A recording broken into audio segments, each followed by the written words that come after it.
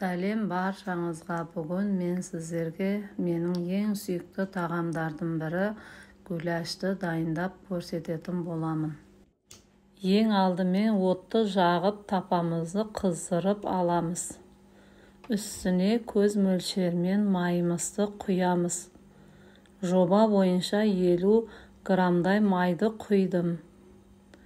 Осылайша қыздырып алып, кесектеп турап алған етімізді жуып тазалап саламыз. Бисмиллахиррахманиррахим деп Алланың атымен бастаймыз.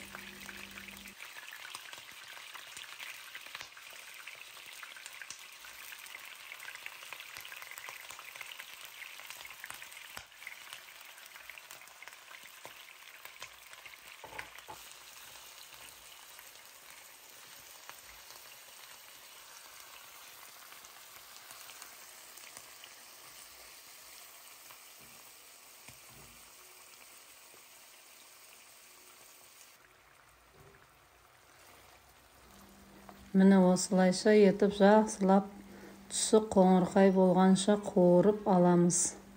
Мен шамамен 15 минуттай қуырып алдым.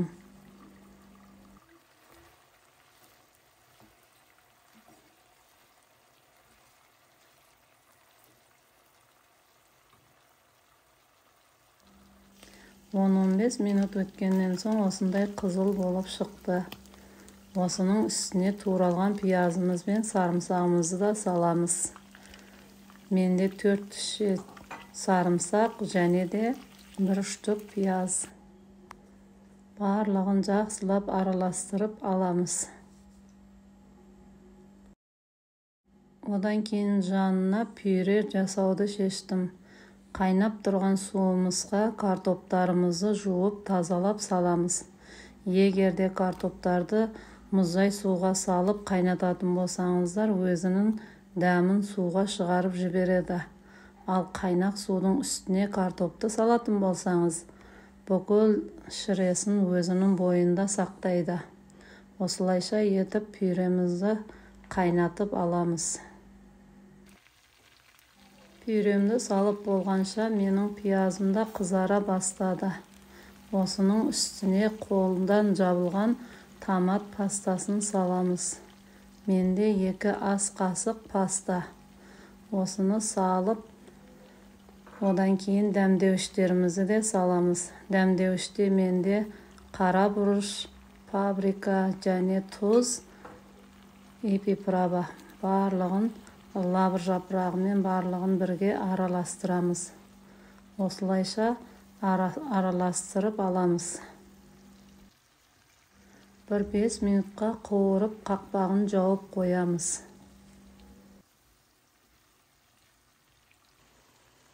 Бес минут өтіп болғаннан соң үстіне 300 грамдай суды құямыз, 1 стакан суда. Құйып, осыны бір қозғап қойып, бетін жауып қоямыз. Тұндырып 1 сағат, 1,5 сағатта піседі етіміз. Мына жерде пюрелерім де қайнап жатыр. Пюреміз піскенше етімізге салатын ұнымызды қуырып аламын. Менде мына жерде қызып тұрған тапамызға ұнымызды саламыз. Осылайша еш нәрсе қоспаймыз. Май, тұз, еш нәрсе қоспай, құр өзін ыстық тапада баяу отта қуырып аламыз. Қатты күйіп кетпеу қажет. Егер күйетін болса, онда күйіктің дәмі шығып тұрады. Осылайша баяу отта асықпай, қозғап қуырып алуымыз қажет. Міне менде қоңырқай болып келе жатыр. Осылайша қозғап тұрасыз.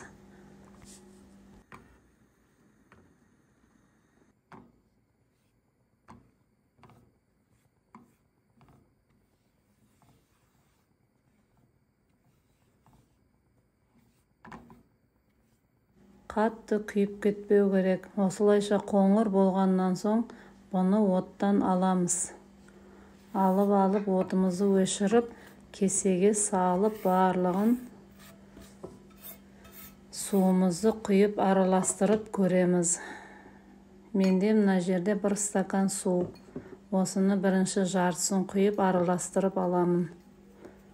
Одан кейін жартысын тағы да құямын. Осылайша етіп араластырып алу қажет. Жақсылап араластырып болғаннан соң бір шетке қойып, пюремді көре бастадым. Піскен-піспегенін шанышқының көмегімен осылайша кіргізіп көреміз. Егер піскен болса, отын өшіріп, суын төге бастаймыз. Менде аз ғана суын қалдырып, осылайша езгіштің көмегімен езе бастадым. Осылай жақсылап езгеннен соң суы сіңіп кетеді. Осылайша етіп қайта-қайта жақсылап араластырып езіп аламыз. Езіп алған картоптың үстіне бір ас қасықты толтырып сары майымызды саламыз. Осы сары майды салғаннан соң тұзын да саламыз. Дәміне қарай тұз салып, одан кейін жақсылап ерігенше араластырамыз.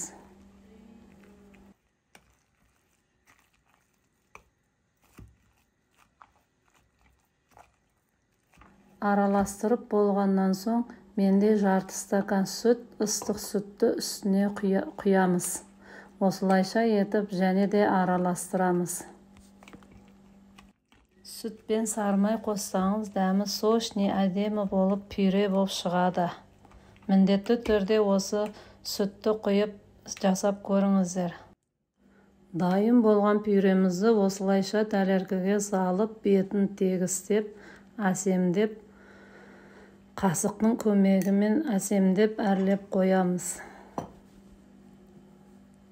Осылайша етіп сеттерін тегістеп алып, әсемдейміз.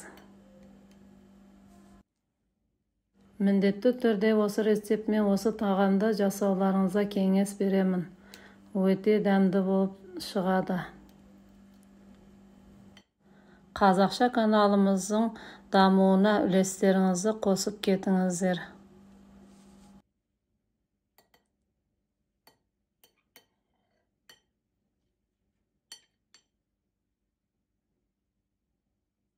Міне осылайша етіп сәндеп қойсаңыздар да болады. Енді кезекте менің жаңағы етімнің үстіне қуырып су құйып араластырып қойған соусымызды үстіне құямыз. Осылайша етіп бір араластырып, жақсылап 10 минутқа бұқтырып қоямыз. Осылайша дайын болды. Енді кезекте пюреміз, дайындап қойған пюреміздің үстіне жаңағы соусымыз бен етімізді құйып шығамыз. Міне менде осылай болып шықты. Міндетті түрде жасап көріңіздер. Астарыңыз дәмді болсын. Менің балаларым сүйіп, ұнатып жейді осы тағамда. Сіздерге де ұнайды деген ойдамын.